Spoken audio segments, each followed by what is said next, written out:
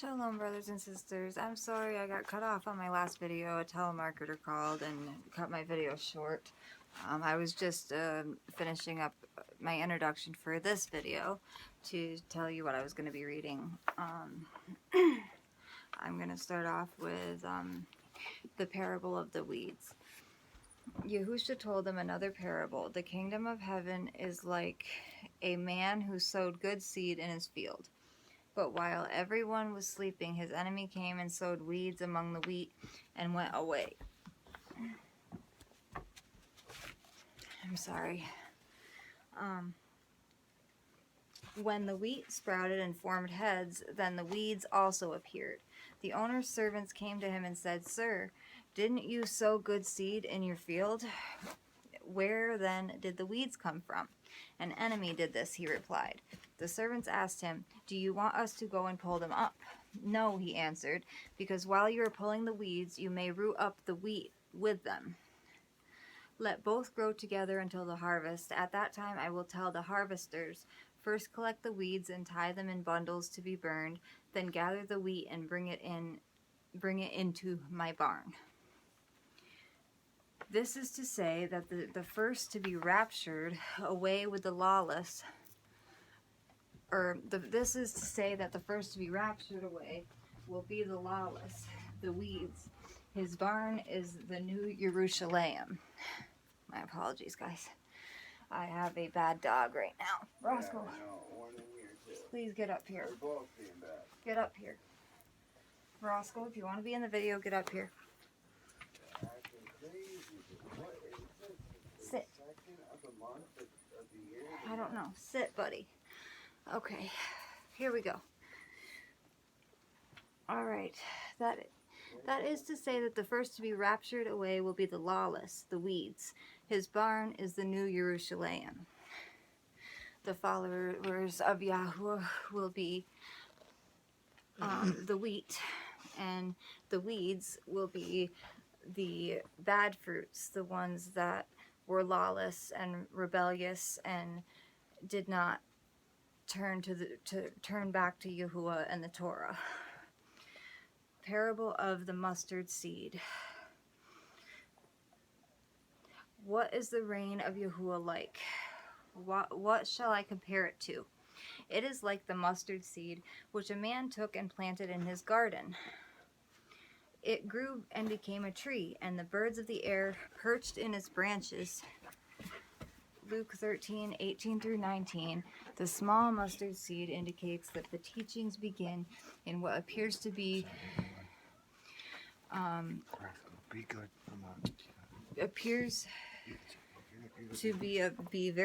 very weak, humble condition.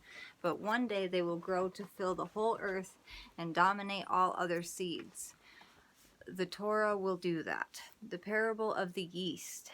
He told them still another parable. The kingdom of heaven is like yeast that a woman took and mixed into a large amount of flour until it worked all through the dough. The Torah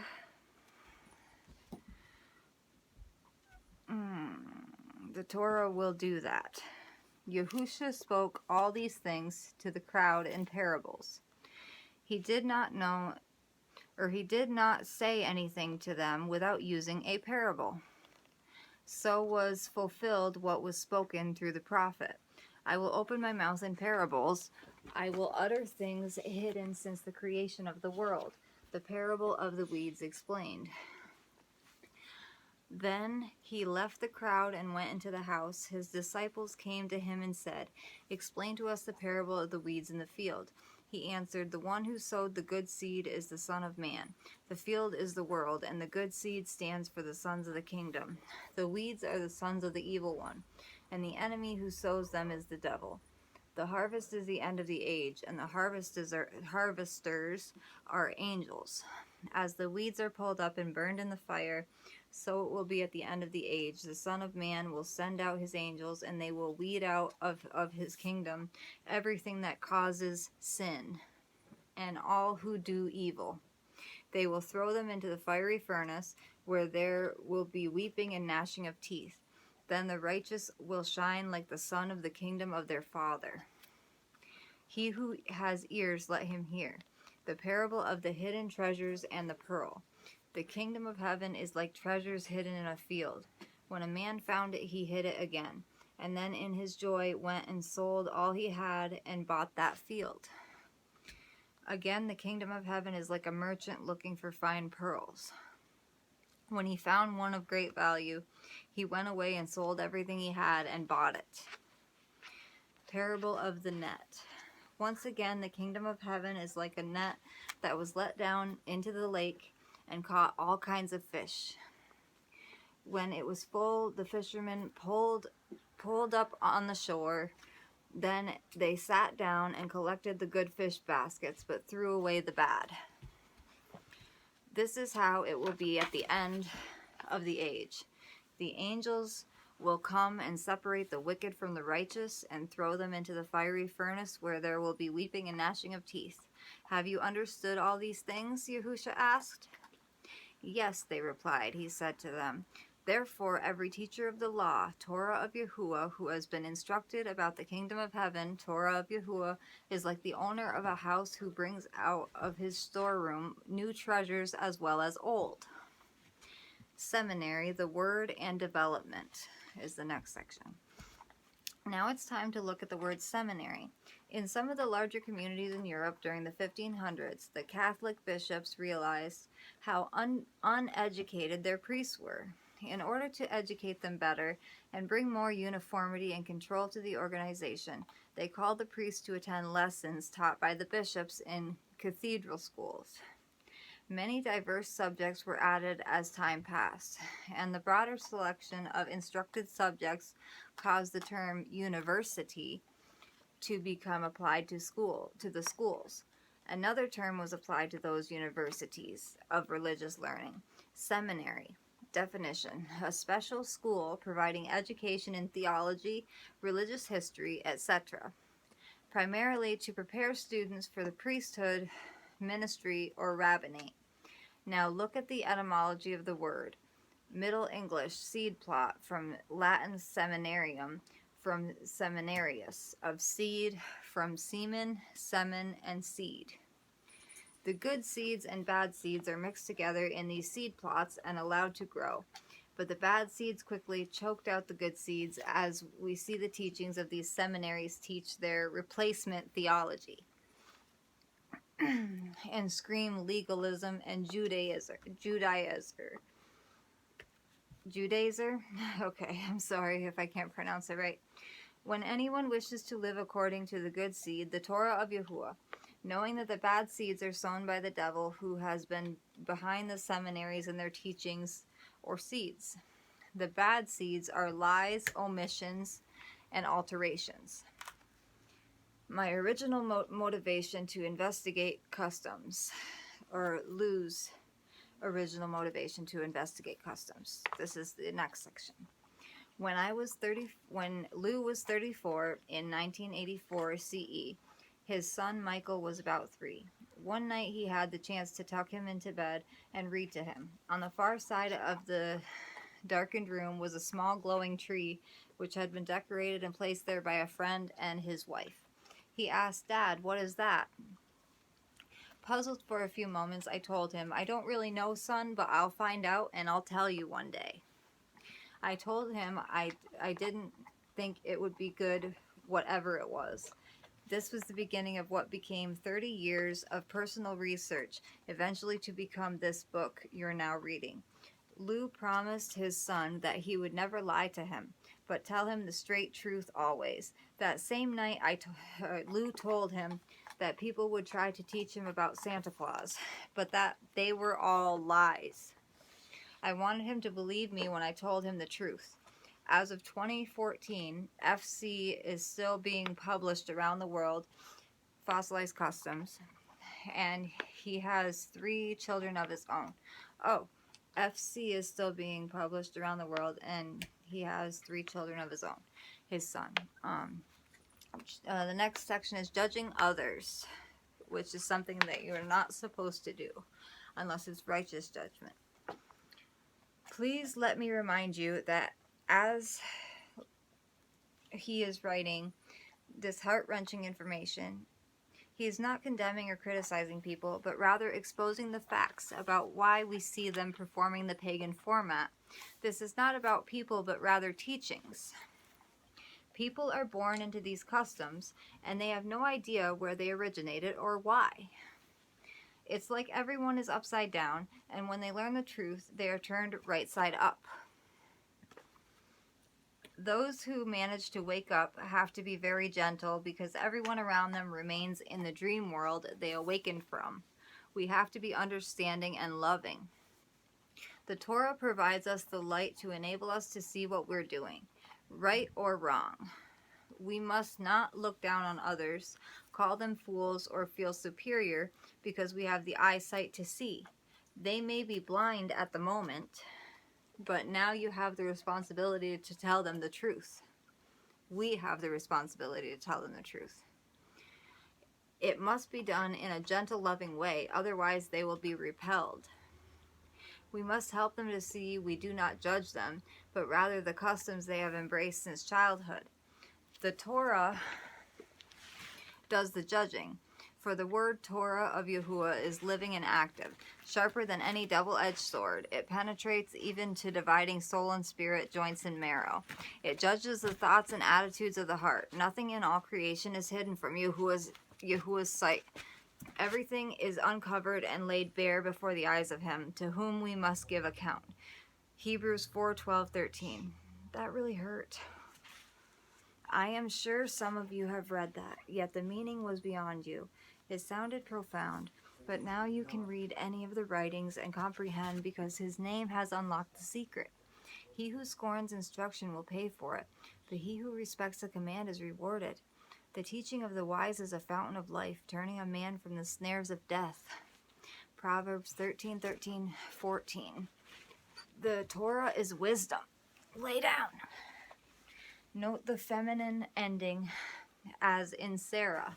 If we rank ourselves above others because of their impairments, lack of knowledge, education, race, or poverty, we show contempt for their maker. Proverbs 14:31. Yahuah says he hates certain things. Haughty eyes, a lying tongue, hands that shed innocent blood, a heart that devises wicked schemes, feet that are quick to rush into evil, a false witness who pours out lies, a man who stirs up dissension among brothers. Proverbs 6:16-19. He also says at Malachi 2:16, I hate divorce. Live for the other person. Your enemy isn't your spouse, whom you love. We have a spiritual enemy, and we must not surrender. The adversary divides and conquers. A kingdom or marriage divided against itself cannot stand. Now you know a little more about potatoes than you may have before, and how relatively quickly Santa Claus rose up and launched into everyone's lives because of the lack of those potatoes. The Germanic term Kris Kringle means Christ, child. You can see the word Chris, shining, is right there in the forefront. Kringle is a mangling of the word kindle and is the root for kindergarten. The vagueness of who this shining child really is should cause you to be suspicious. No doubt it is Nimrod reborn. Paganism's shining child was the reborn sun at the winter solstice. Did you know that Saint Nick is a popular euphemism for Satan or Shaitan? One preacher on a radio program once commented that if you removed all the paganism from Christianity, there would be absolutely nothing left to do. It would utterly vaporize.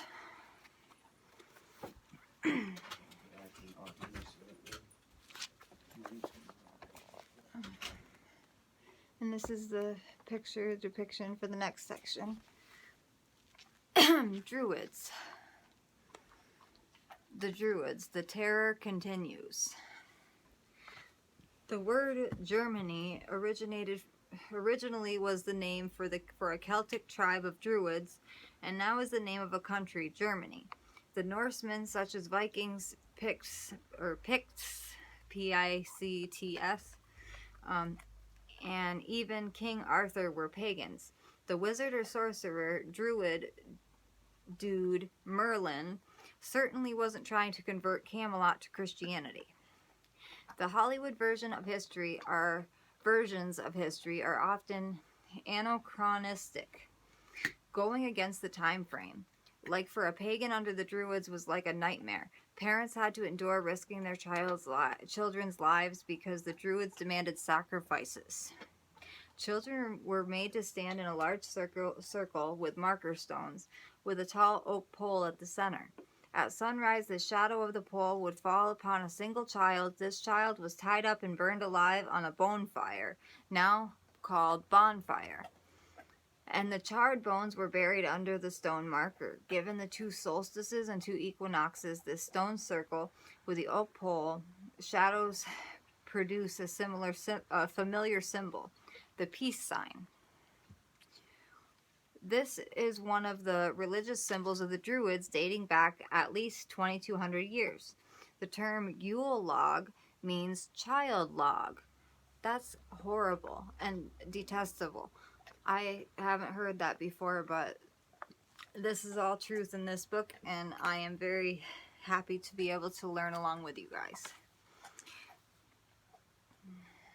The Celts have name prefixes like MC, like Mick and Mac, which both mean son of, which indicate a person was the son of Donald or son of Kenzie. An O prefix meant grandson of.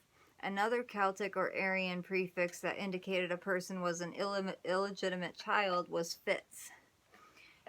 It was common, and when they called someone Fitz, they were calling them bastard.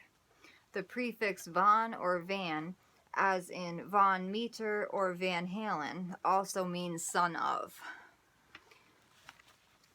I didn't know that when I named my sister. I named her McKenna, and it's MC in the beginning, so I didn't realize that. My mother let me name my siblings. Well, I helped her. And then this section is on Halloween. I will put that in the phone. Okay. They won't poop unless there's snow.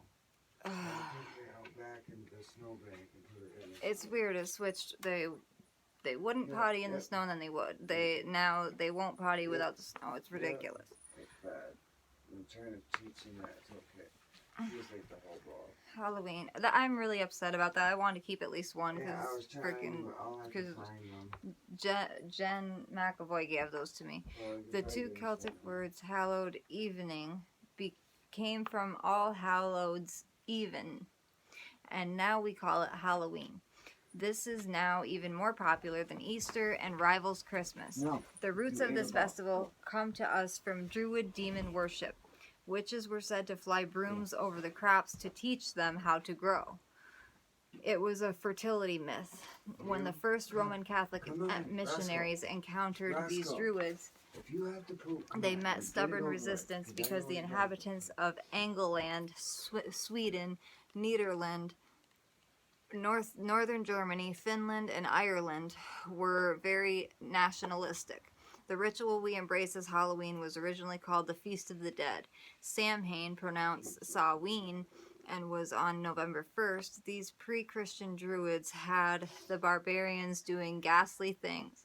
It was a dreaded occasion since it was thought that time stood still and the souls of the dead walked the land.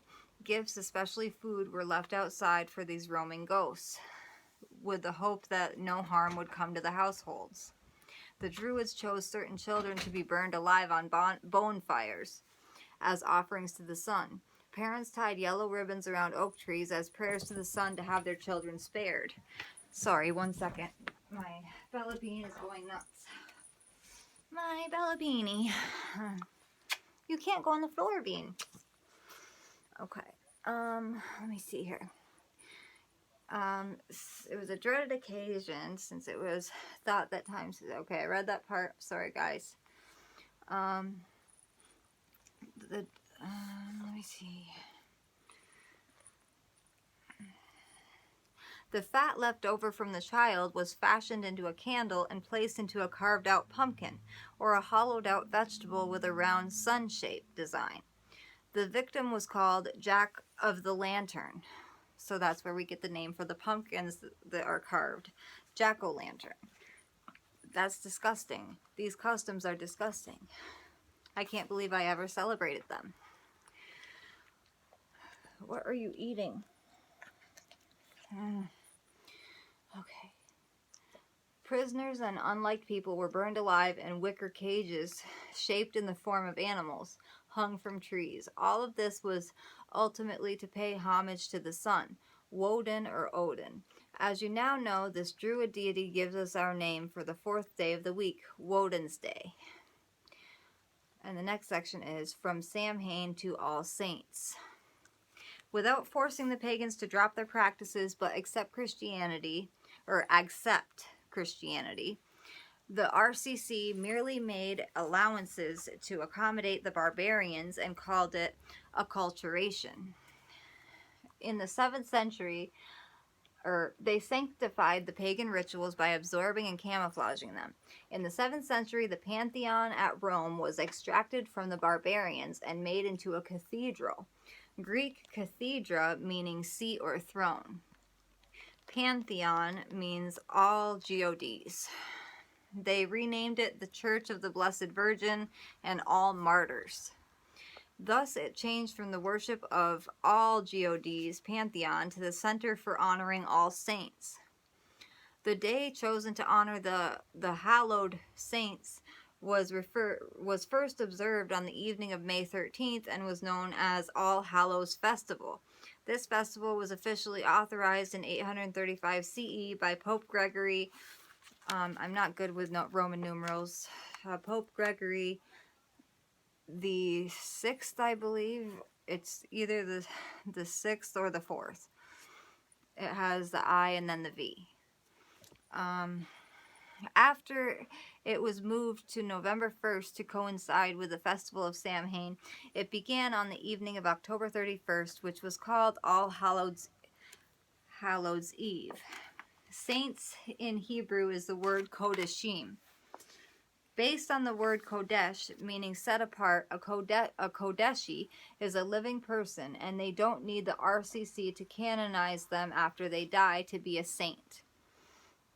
The word Kodesh has been translated to the word holy and hallowed, which really means haloed.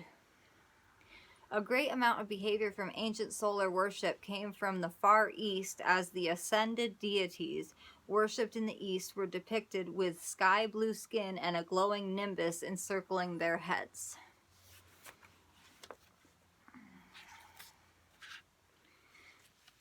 Pagans used yellow nimbuses and floating gold hoops in stone carvings, paintings, and stained glass windows, as well as statues to identify their deities and founders as being inhabited by the sun. When you see a halo about the head of someone in real life, it's probably ball lightning. But in any case, get away from them.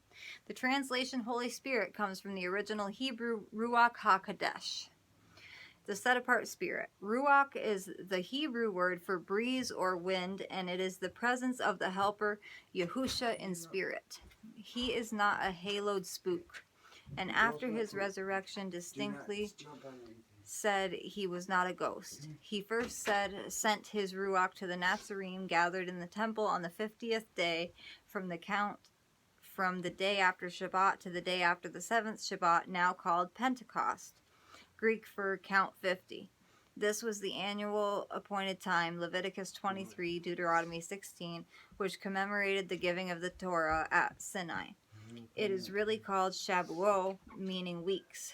The Torah was written on the hearts of the Nazarene, filling the prophesied or renewed covenant, Yirmiyahu 31 and Hebrews 8:10.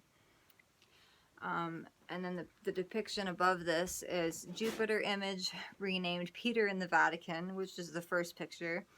Circe, which points to a halo on someone's head. Devaki and Krishna, Buddha with a halo. Right here.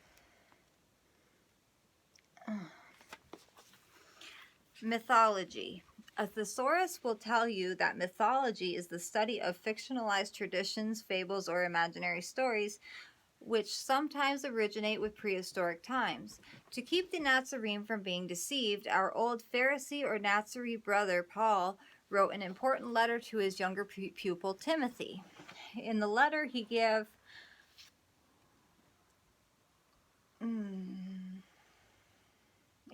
he told Timothy that things were going to be really depraved later on. I give you this charge, order, or command. Preach the word, Torah. Be prepared in season and out of season.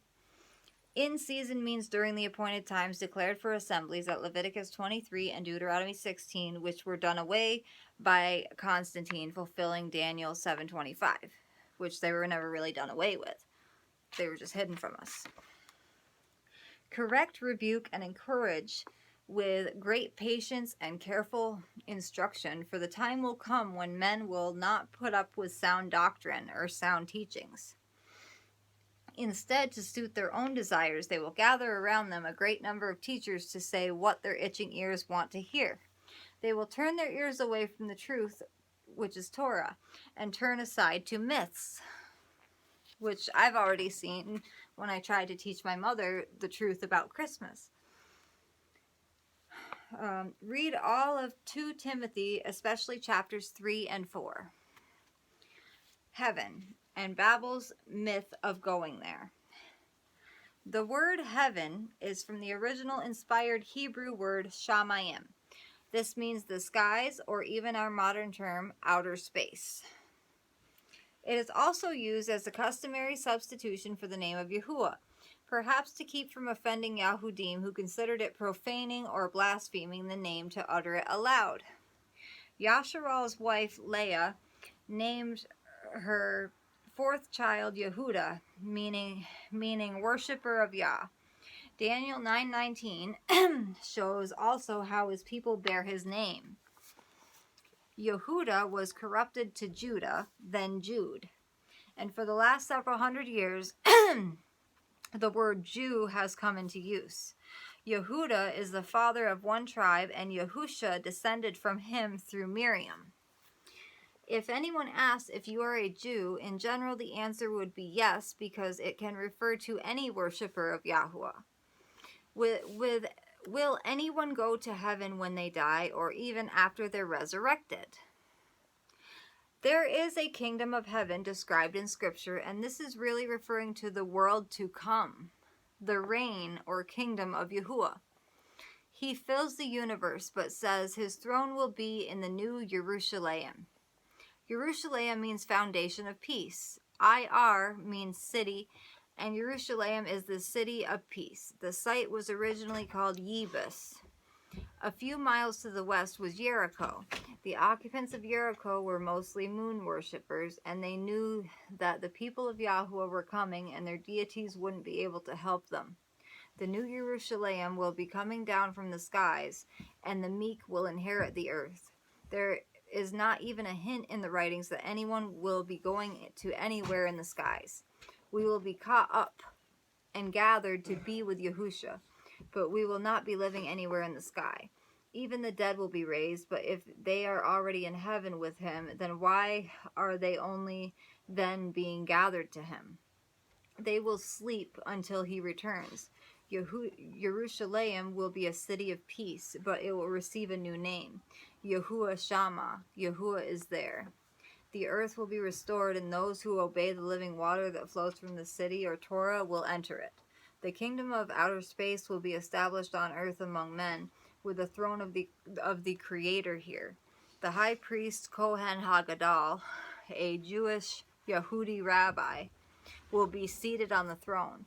So the dead saints or Kodashim and the Nazarene who follow Yahusha will be here on earth, clothed in immortality. Most of us ask for advice when we already know the answer, but we want a different one. Ivern Ball said that quote. What happens when we die?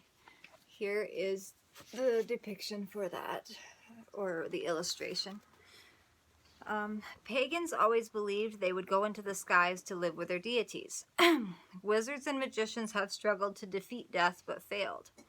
The Egyptians went to great lengths to ensure that the dead were provided for, and did so according to their Book of the Dead. Houdini promised to escape and return to the world, but hasn't. A young boy named Eutychus, Acts 29, fell and died.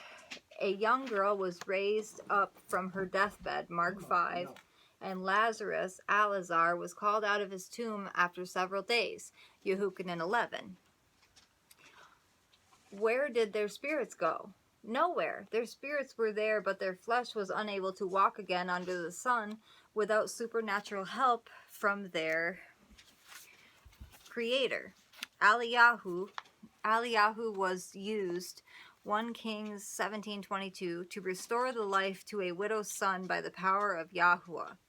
Those people died twice. The new creation that we will be will not be flesh like we have now, but like the spiritual body Yahusha has. He is the foremost firstborn of a new thing that Yahuah is doing. You shouldn't, but if your body is turned to ashes and spread over the ocean, the Creator Yahuah will still bring you back.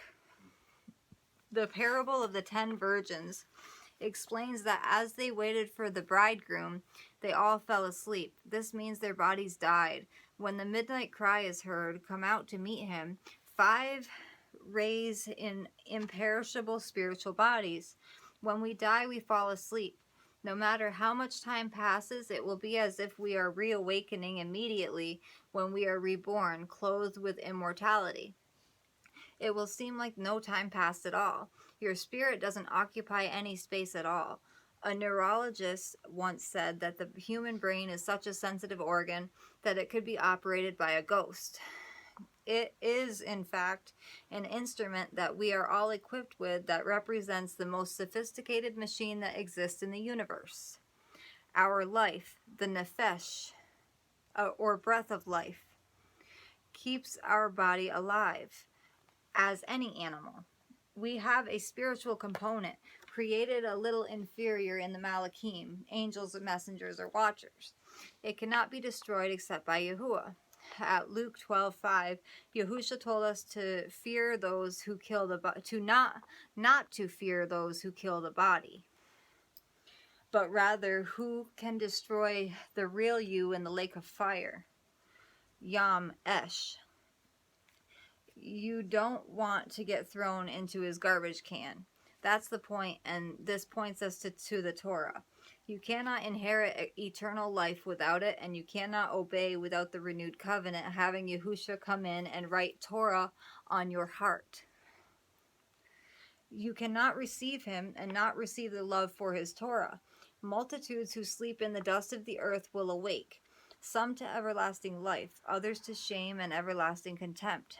Those who are wise will shine like the brightness of the skies, and those who lead many to righteousness like the stars forever and ever. Daniel's 12:1-4. This means they will endure like the stars, unchanging. If they were already in a place called heaven, then they wouldn't be asleep or coming from heaven, would they? So if your pastor tells you your dead family members are in heaven with the Lord, kindly remind him what the writings say. If you really want to stand out, wear white to funerals. Let us hear the conclusion of the whole matter. Fear Yahuah and keep his commandments, for this is the duty of man. Ecclesiastes 12:13. The dead know nothing of what goes on in the world after they are gone, but their spirit sleeps. If there is a natural body, there is also a spiritual body. 1 Corinthians 15:44. Reading 1 Corinthians 15:12 forward will help you see that after the natural body dies, it will be raised later as a spiritual body, and that flesh and blood cannot inherit the kingdom of Yahuah. Some teach that a belief in an immortal soul is heresy, and a myth that comes from paganism. It is more important to note what pagans taught about the spirits of the dead being transported to heaven. That is the heresy that has been accepted. If we die, our life goes to oblivion. Then we are no different than a dead dog. It is the reality of the resurrection of Yahusha that we are alive in our spirit. Our spirit is living because of his life in us, so that he may be all in all. At the time the dirt is being thrown on us,